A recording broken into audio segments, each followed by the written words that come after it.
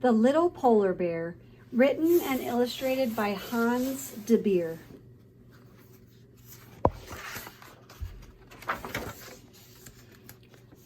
Notice this polar bear swinging on the vine. There are no vines in the Arctic, are there? I wonder where this polar bear is going to go. Over here we see him with a snake. And then some grass and ants crawling on him. Let's see this little polar bear's adventure that he takes.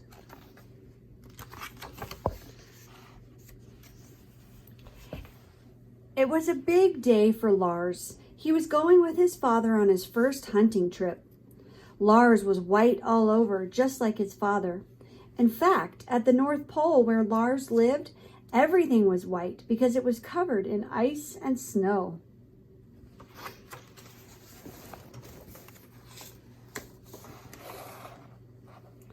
Lars's father showed him how to do all kinds of things: follow tracks, swim, and dive. He talked and talked, and Lars listened silently, paying close attention. Once his father disappeared underwater and stayed so long, Lars began to worry. But when his father finally reappeared, he had a big fish for supper. When it was time to go to sleep, Lars's father said, "Make a big pile of snow to protect yourself from the wind like I do." Lars was proud of his pile, but was also very tired. He quickly fell asleep just like his father. But during the night, the ice began to crack. The piece where Lars was lying broke off.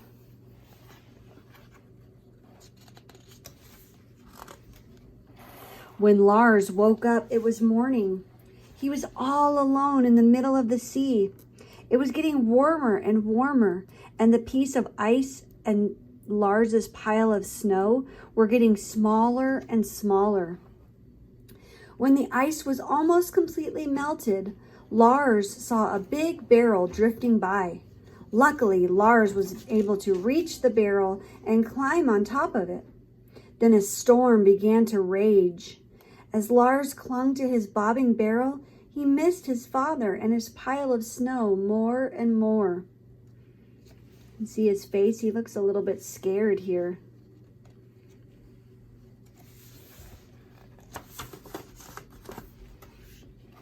After the storm, Lars drifted on the sea for a long time. At last, he saw land, but he could not see any snow or ice. Almost everything was green and the sun was very warm. Lars slid off of the barrel and stepped onto the beach. Looks very different from the Arctic. The beach was hot and yellow. It burned Lars's paws. He ran to a nearby river. Just as he was about to plunge in, a very big tan animal sprung out of the water. "Boo!" it said. Lars quickly ran to hide. "I was only joking," the big tan animal said. "I'm Henry the hippopotamus. Who are you and why are you so white?" Lars didn't know the answer to the last question. "Where I come from, everything is white," he said. He told Henry about his long journey and asked him how he could get back to his father. Henry listened sympathetically, but he seemed confused. He wiggled his ears and squirmed and finally said, "The only one who can help you is Marcus, the eagle. He has traveled all over the world. He will know where you come from and how you can get back there. But we'll have to cross the river, go through the jungle, and climb the mountains to reach him."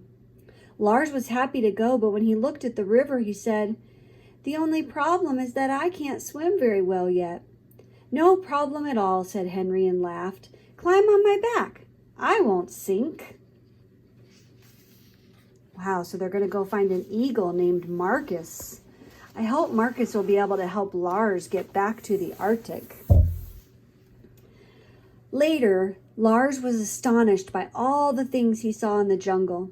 Henry patiently explained everything.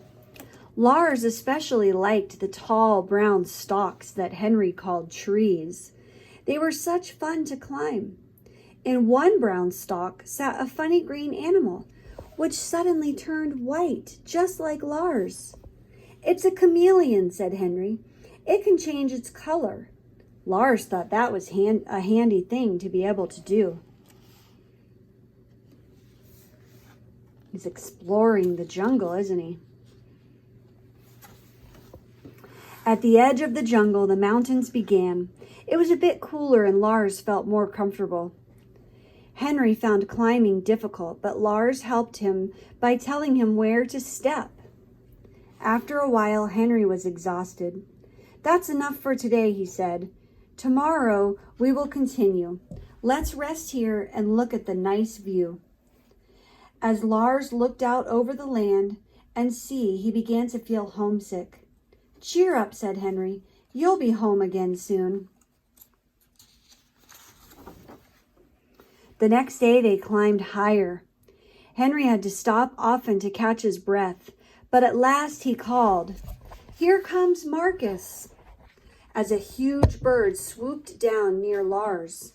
Lars ducked. "Don't be afraid," said Henry.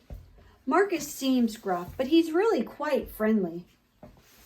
Henry said good morning to Marcus and politely explained why they had come. The eagle looked at Lars and then said, "Well, well, a polar bear in the tropics. You're a long way from home, aren't you, young man?"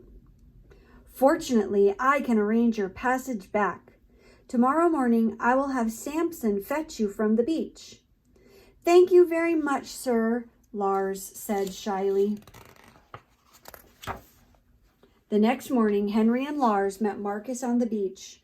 "Right on time," said Marcus proudly as a huge gray whale arrived. Although Henry was happy for Lars, he was also sorry to see him go.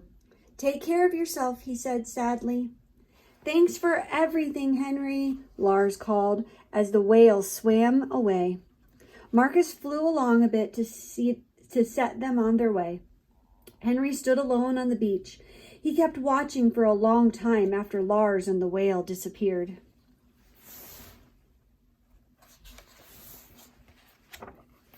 Samson swam a long way until they were surrounded by ice and snow.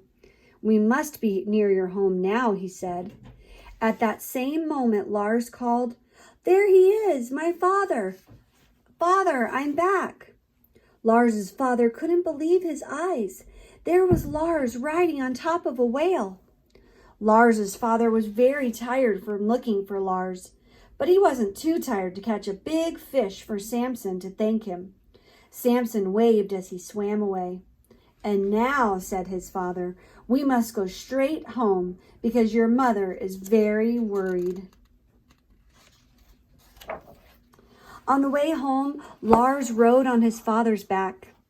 Everything was white and he was surrounded by snow and ice. But this time Lars talked and talked while his father was silent. He told his father about all the amazing things he had seen. Henry, the tall brown stalks, Marcus, and much more. "You didn't meet anyone who was white?" asked his father in surprise. "Nobody except a chameleon," said Lars, "but that doesn't count." Lars had to laugh by himself because his father didn't understand his joke. I bet you get the joke. And look, there we go. Look, Lars is eating a banana. Polar bears don't eat bananas. That's silly. All right, I hope you enjoyed this book, Little Polar Bear. Bye.